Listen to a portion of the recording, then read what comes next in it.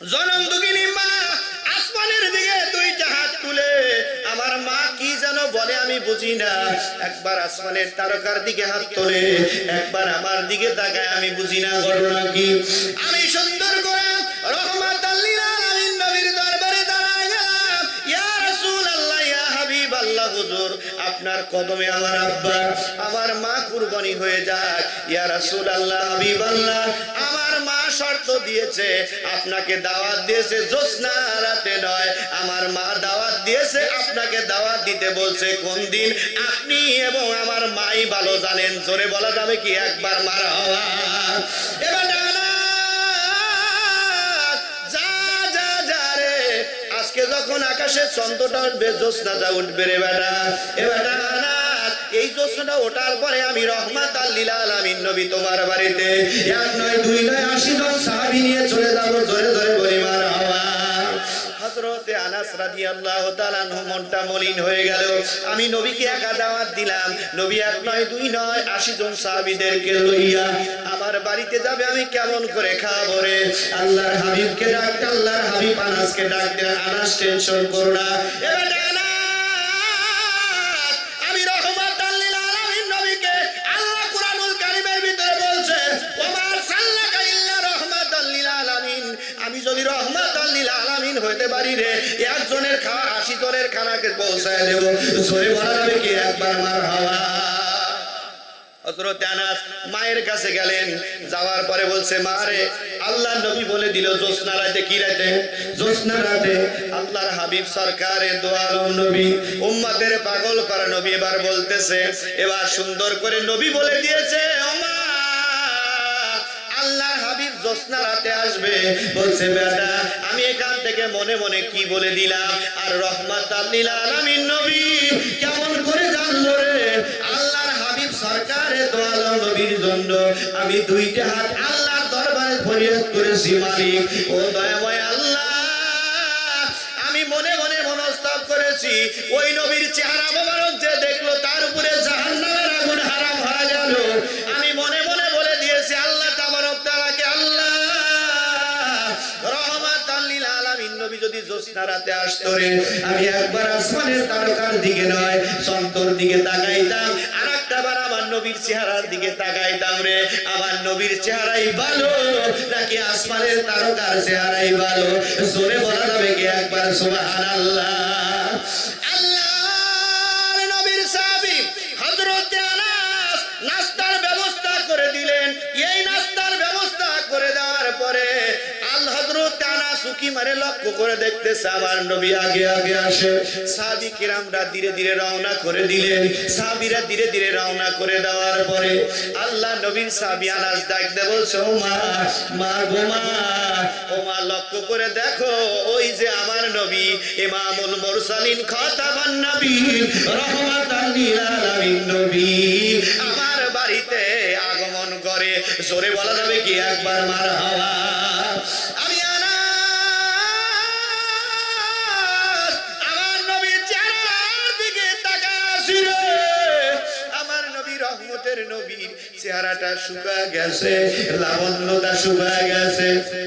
আমি নবীর দিকে লক্ষ্য করে দেখি, আহারে আমার নবী যখন বাড়িতে পদার্পণ করলো, আসমান থেকে রহমত আমার বাড়িতে রহমত গুলো বর্ষিত হয়ে গেল। আকাশের তারাগুলো, আকাশের তারাগুলো ঝিলিমিলি ঝিলিমিলি করছে, সৌরভী ডালগুলো ডালগুলো দুলছে, রসূল এসেছে, হাবিব এসেছে, সবাই রসূল। আকাশের তারাগুলো, আকাশের তারাগুলো ঝিলিমিলি ঝিলিমিলি করছে, সৌরভে ডালগুলো ডালগুলো দুলছে, রসূল এসেছে, হাবিব এসেছে, রসূল এসেছে, হাবিব। আরব দেশে কাবার পাশে মানবের সেরা মানব এসেছে, জোরে বলি মারহাবা। আরব দেশে কাবার পাশে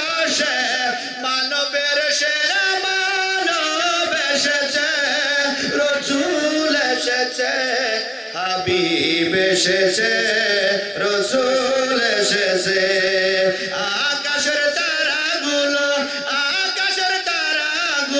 ঝিলিমিলি করছে সৌরভ ডালগুলো দুলছে রসুল এসেছে হাবিব এসেছে আল্লাহুম্মা ভাই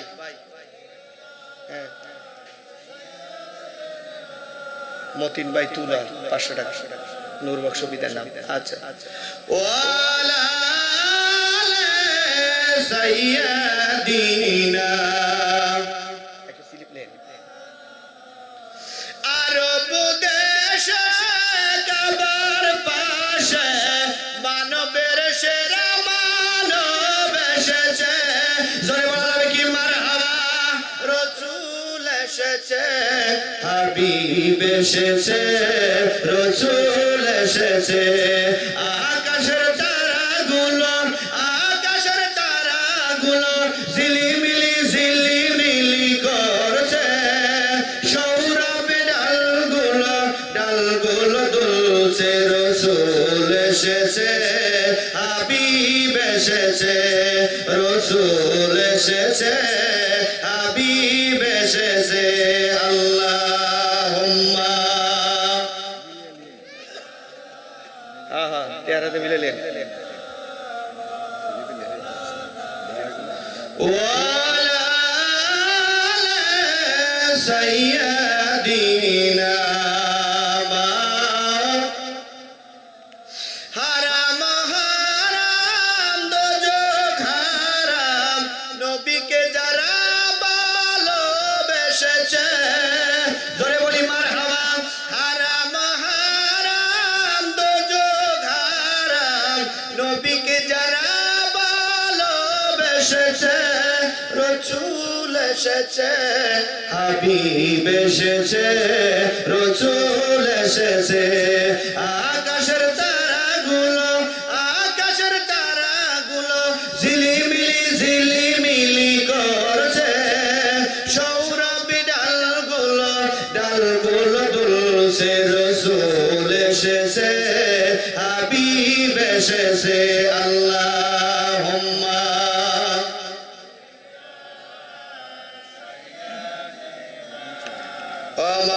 মাওলানা মুহাম্মদ আলা আলে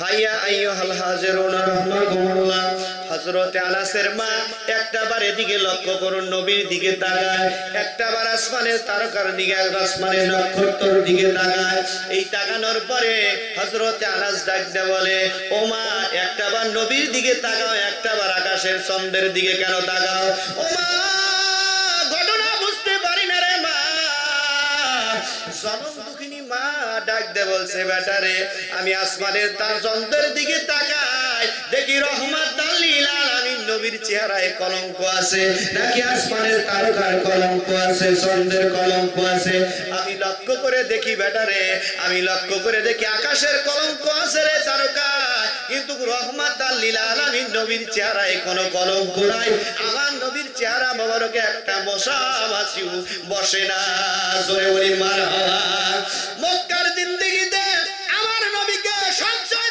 বেশি কষ্ট দিয়েছে মিস্টার আবু জেহেল কারণ আবু জেহেলের পেতাত্তা এখন আছে কি নাই জোরে কোন আছে কি নাই আবু জেহেলের পেতাত্তা এখনো আছে আলেমদের কষ্ট দেয় আলেমদেরকে কষ্ট দেয় আবু জেহেলের পেতাত্তা এখনো আছে নবীর উম্মতেরা রে এদিকে লক্ষ্য করুন একদল মানুষেরা পরের দিন সকালবেলা একদল মানুষেরা নবীর দরবারে আসবে কালেমা পড়বে কি পড়বে কালেমা পড়বে আমার নবী রহমতের নবী নূরের নবী কালেমা পড়বে রে আবু জেহেল রাস্তার ভিতরে ঠেকা দিলে আবু জেহেল ঠেকা দিয়ে বলতেছে তোমরা দলে দলে কোথায় যাও একটু মেহেরবানি করে দয়া করে বলো এবার লোকগুলো ডাক দিয়ে বলতেছে আব্দুল্লাহর বেটা মুহাম্মদ রহমাতাল লিল আলামিন নবী আসমানের নাম হলো আহমদ জমিনের নাম হলো মুহাম্মদ ওই নবী রহমতের নবীর কাছে যাচ্ছি।